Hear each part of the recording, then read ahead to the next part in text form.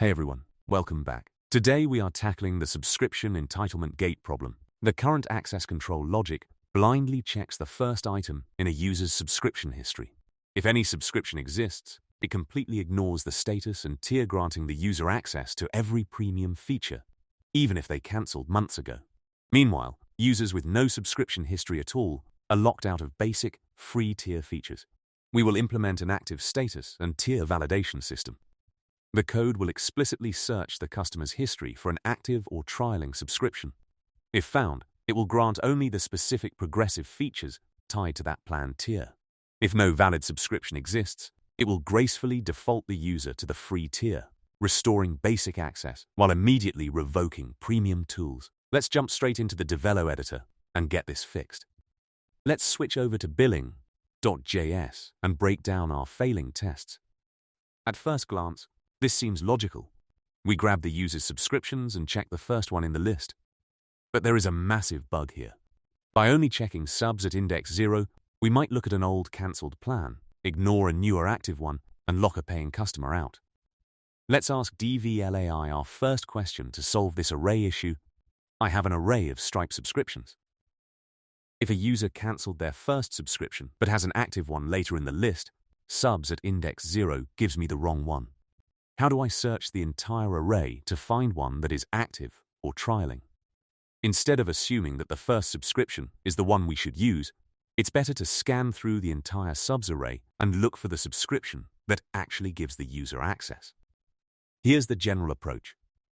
First, define a set of statuses that should grant access, such as active and trialing.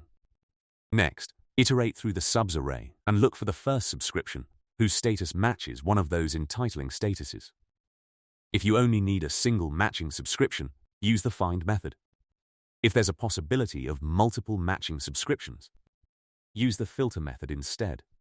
Then you can apply additional logic, like selecting the most recent subscription. In this example, we create a set containing the active and trialing statuses. Then we use the find method to return the first subscription whose status exists in that set. Perfect. That takes care of finding the right subscription. But we have a second issue. If a user only has a cancelled subscription, our old code reports their status as cancelled.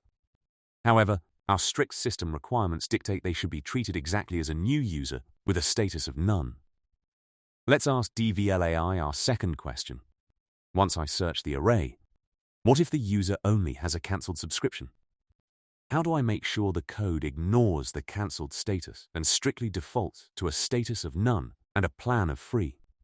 Once we've scanned the array, the important part is to select a subscription only if its status grants access. If we don't find one, we simply treat it as if the user doesn't have an eligible subscription. So here's the overall flow. First, create a set of entitling statuses, such as active and trialing. Next, search the subs array for a subscription whose status is included in that set. If we find one, we'll use that subscription's price and status.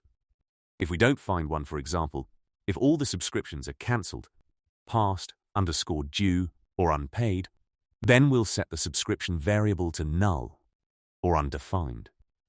Finally, we apply our fallback logic. We'll check the user's permissions against the free plan, set the plan to free, and set the subscription status to none. That is brilliant. By setting defaults first, we completely ignore expired subscriptions and ensure our feature gate is perfectly secure. Let's jump into the editor and implement these two steps. First, we will use .find method to isolate what we call an entitling subscription one that actually grants the user paid access. Next, we'll set up our strict defaults. We assume every user is on the free plan with no status until proven otherwise. Finally, we just need a simple if statement.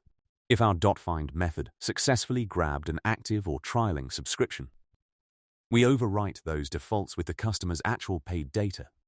If it didn't find anything, it safely skips this block, leaving the user on the free defaults regardless of whether they have a history of cancelled plans or no plans at all. This solution is incredibly resilient. It handles array sorting issues, expired plans, and empty states all in one clean motion. Let's run the test suite. Perfect. The tests are perfectly green. and our feature gate is completely secure. Let's go ahead and submit this solution.